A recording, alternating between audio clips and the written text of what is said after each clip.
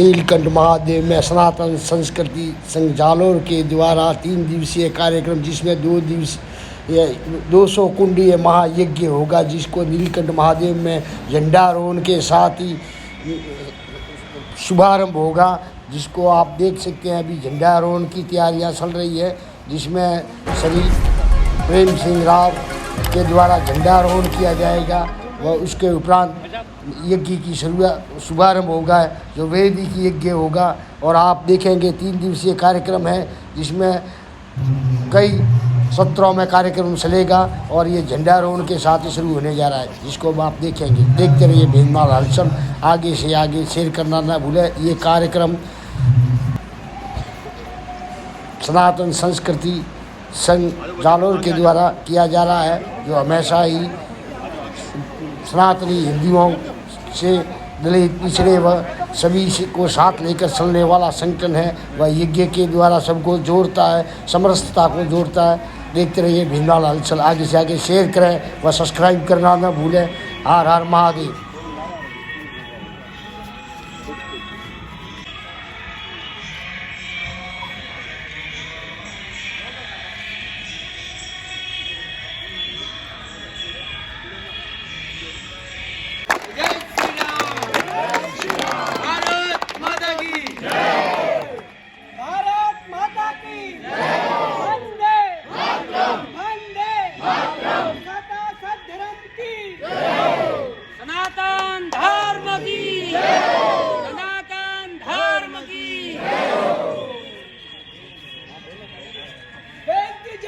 चलती रहे, देश का झंडा ऊंचा रहे।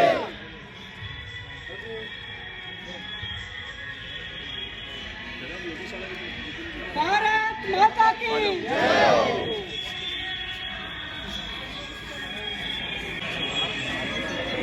पवित्र वेद मंत्रों की पावन ऋचाओं से इस यज्ञाग्नि में आहुति देकर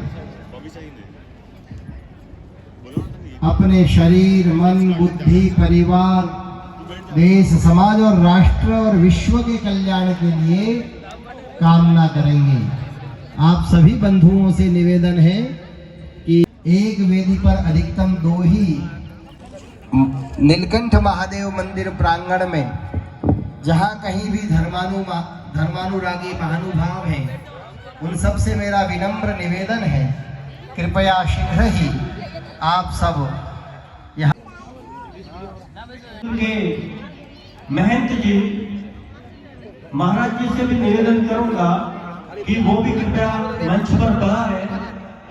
हमारे 2 कार्यकर्ता बंधुओं से मेरा निवेदन है कि कृपया महाराज जी को, ये जो पीछे जो विराजमान है, कृपया वो आगे की तरफ यज्ञ वेदी पर पधारें। यहाँ रहे, बाकी यज्ञ कुंड पर बैठ जाए। यानी जो घी की आज चंद्र ग्रहण की भ्रांति होने के कारण, चंद्र ग्रहण है, भ्रांति के कारण यज्ञ में कुछ कम लोग जरूर आए, परंतु कल देखना, कल मेला लगेगा और यहाँ पर सनातन प्रेमियों की संख्या में भारी बढ़ोतरी होगी, जो देखने लायक होगी। आज चंद्र ग्रहण के कारण लोग शुद्ध को मानते हैं, जैसा कि वेदों में ऐसा कुछ नहीं है और ये भ्रांति है। भ्रांति के कारण कुछ लोग कम आए हैं, जिसको जानते हैं। स्थिरैरङ्गमुरुगाय मध्य यूयं पातः स्वस्तिभिः सदा नः। ॐ येभ्यो माता अनुमतिर्मते पया पीयूषं द्यौरधिकिरग्निवर्णाः उक्तशुष्कान् वृषभरा पृथ्वी सुचेतु। सभी के घी है, सभी के धर्म लाभ प्राप्त। मेवाराम जी इनको इस तरफ बिठा दीजिए, इस तरफ बिठा दीजिए। और हमारे जितने ब्रह्मचारीगण हैं, उसमें से आधे आप यहाँ रहेंगे व्यवस्था में, और आगे कुछ कुंडों के वहाँ सेट हो जाइए, ताकि वहाँ जो लोग हैं यज्ञ में बैठे उनको गाइडेंस करते रहेंगे। आधे सेट हो जाइए। व्यवस्था में बड़े हैं वो रहिए, और छोटे हैं वो एक बार जहां भी आपको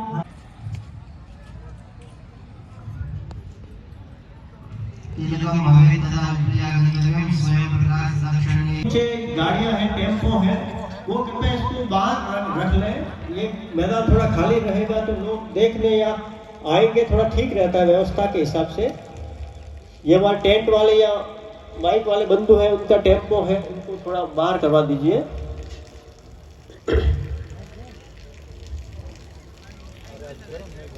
यहाँ पर ब्रह्मचारी जी, ये जो है ना, वहां पर आप घी और पानी रखवा दीजिए। जो खाली पड़े वहां भी रखवा दीजिए, ताकि लोग आएंगे तो उनको फिर बिठाना रहा। आप उनको कुछ खाली कुंडों पर रखवा दीजिए और बाकी बंधु है वो विराजे। और अब यज्ञ है वो शुरू करते हैं।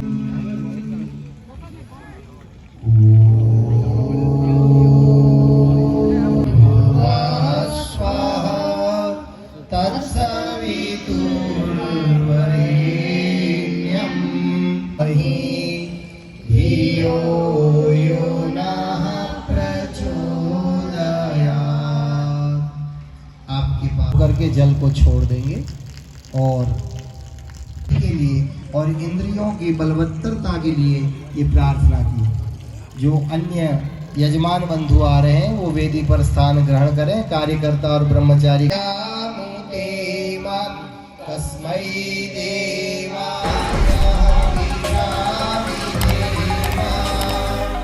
तू ही स्वयं प्रकाश सुचेतन सुख स्वरूप दुख त्राता है।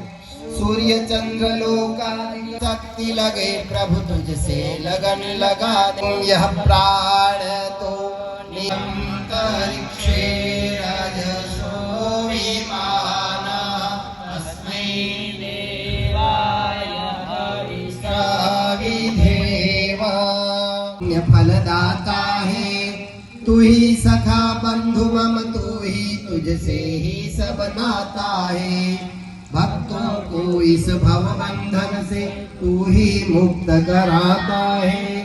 तू है कपूर जो है उसको प्रज्वलित करना है। चम्मच में कपूर को रख लें, हवन कुंड पर बिठा करके यज्ञ प्रारंभ करवा दें। हम सब ने मिल करके इस पवित्र अग्नि को, लकड़ी को समीधा कहते हैं। यज्ञ की जो लकड़ी होती है उसको लकड़ी ना कह करके समीधा कहते हैं। उस समीधा को आप घृत में भिगो करके थोड़ा डुबो। वेदस्ते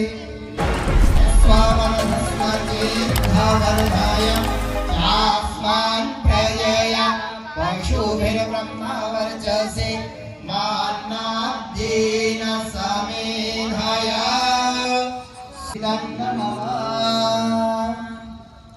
वो अग्नि देवता अपने पास में रखकर उसको वायु को देते हैं और वायु समस्त आसपास के वातावरण में फैलकर जीव मात्र को लाभ पहुंचाता है। इसीलिए अपने ऋषियों ने इन पवित्र वेद मंत्रों से यज्ञ करने का आदेश किया है।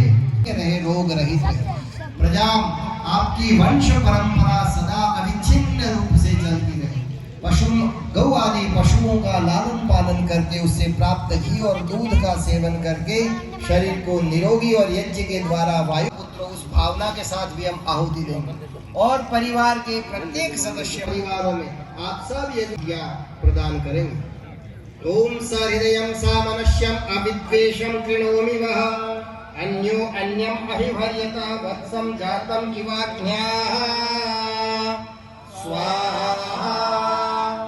ओम अनुव्रतः पितु पुत्रो मात्रा भवतु सम्मना जायापत्ये मधुमतिं वाचं वदतु सन्दिवान् स्वाहा। ओम हम सब मिल करके यजुर्वेद का 40वां अध्याय, अपने यहाँ पर 4 वेद है। वेद शब्द का अर्थ होता है ज्ञान। विद ज्ञाने धातु से वेद शब्द बनता है। परमात्मा ने सृष्टि किया है। तो यजुर्वेद में 40वें अध्याय का हम पाठ करेंगे और उससे आहुतियाँ देंगे। पहला मंत्र और दूसरा मंत्र, वैसे तो प्रत्येक मंत्र हम सब के लिए सदा उपयोगी होता है, लेकिन 2 मंत्रों से तो हम विशेष शिक्षा ग्रहण कर सकते हैं। यहाँ हम परमेश्वर से और आपकी बनाई हुई इस पृथ्वी को देखिए। भारतीय संस्कृति वेद आधारित संस्कृति है। वेद ये सिखाता है कि प्रत्येक पदार्थ को आप जब भोगते समझते हैं। आज का मानव दुखी इसलिए हो रहा है कि वो प्रकृति के संसाधनों का बहुत भारी मात्रा में जो है दोहन कर रहा है। उसके परिणाम स्वरूप क्या हो रहा है? अतिवृष्टि हो रही, ना चाहते नहीं, जब आवश्यक नहीं होती तब बारिश होती, या समय पे नहीं होती। ऐसी बारिश होती है जो फसलों को खराब कर देती है। परमात्मा हमको आदेश देते हैं, इस संसार के पदार्थों को भोगना तो है, लेकिन तेल त्यक्तेन भुंजीथा, त्याग पूर्वक भोगना है।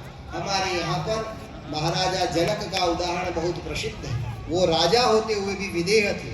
वो न अपने देह से और न ही अपने राज्य से मोह करते। कर्तव्य भावना के साथ जीवन यापन करना है और 100 वर्ष तक कर्म करते हुए, परोपकार करते हुए जीवन यापन करना है। इस पवित्र भावना के साथ जो है दुखी करना है, और न ही कोई आतताई, अनाचारी, आतंकवादी से स्वयं को पीड़ित होना, और न ही पीड़ित करता है तो उसके यज्ञ ही भगवान है, जैसा कि हम जानते हैं, और अग्नि से ही सभी को प्राप्त होता है जो इसमें आहुति देते हैं, इसीलिए इसको यज्ञ कहते हैं।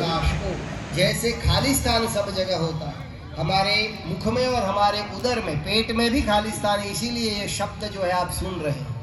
यदि पूरा ठोस पदार्थ हो तो उसमें वायु का आवागमन नहीं हो सकता। उसमें वैसे ही व्यापक परमेश्वर ब्रह्म कहते हैं परमेश्वर, वो सर्वव्यापक है और उसका मुख्य और निज नाम ओम है। इसीलिए अपने यहाँ पर योग दर्शन में महर्षि पतंजलि ने कहा है, तस्य वाचकः प्रणवः, अर्थात उस परम पिता परमेश्वर का मुख्य और निज नाम ओम है। और अपने यहाँ पर 11 प्रमुख उपनिषद, उसमें एक जो है कठोपनिषद है। कठोपनिषद में यमाचार्य और नचिकेता का संवाद है। उसमें एक श्लोक आता है, मंत्र है, सर्वे वेदा यत् पदमामिनन्ति, अर्थात सारे वेद जिस पद का मनन करते हैं, जिस परमात्मा की प्राप्ति के लिए ब्रह्मचारी और ऋषि मुनिगण तपस्या करते हैं, उस पद को मैं संक्षेप से कहता हूँ तो वो ओम ही है। तो इन सब बातों से बहुत स्पष्ट हो जाता है कि हम जब भी प्रतिदिन 200 कुंडीय यज्ञ इस पवित्र नगरी में कर रहे हैं तो ये हम सबका अत्यंत ही सौभाग्य है। अब जो है हम गायत्री मंत्र से कुछ आहुतियाँ दे करके यज्ञ को पूर्णाहुति की ओर अग्रसर करेंगे। ओम भूर्भुवः स्वाहा, कोशं रगीणाम अरिष्टिं तनूनाम, स्वादमानं वाचः सुदिनत्वमन्नाम। सभी ब्रह्मचारी गण और सन्यासी गण बोलेंगे और यजमान सभी हाथ जो सत्यः संदो, किसी भी प्रकार का ऊंच नीच का भेदभाव समाप्त हो। इसी पवित्र भावना के साथ अपना ये सनातन संस्कृति जागरण संघ कार्य कर रहा है। उसके सभी कार्यकर्ता बंधुओं को मैं बहुत बहुत धन्यवाद और आशीर्वाद प्रदान करता हूँ। परमात्मा आप सबको भी खूब उत्साह, आनंद और शक्ति, ऐश्वर्य प्रदान करे कि आप इस कार्य को सदा निरंतर और इस धर्म लाभ में, इस घड़ी में, क्योंकि ये भिनवाल के लिए इतिहास है, उसकी कीमत कितनी ही ज्यादा क्यों न देनी पड़ी हो, हमने उसको खरीदा है। क्योंकि हमारे हिंदू समाज में बहुत सारे बंधु हैं, उनकी धारणा ये होती है कि दिया जलाना है या यज्ञ करना है तो उसके लिए सस्ते से सस्ता घी खरीदते हैं, और उसके बाद में फिर वो सिंथेटिक घी प्रदूषण फैलाता है, बीमारियां फैलती है, फिर कहते हैं कि यज्ञ है वो लाभ नहीं देता है। यज्ञ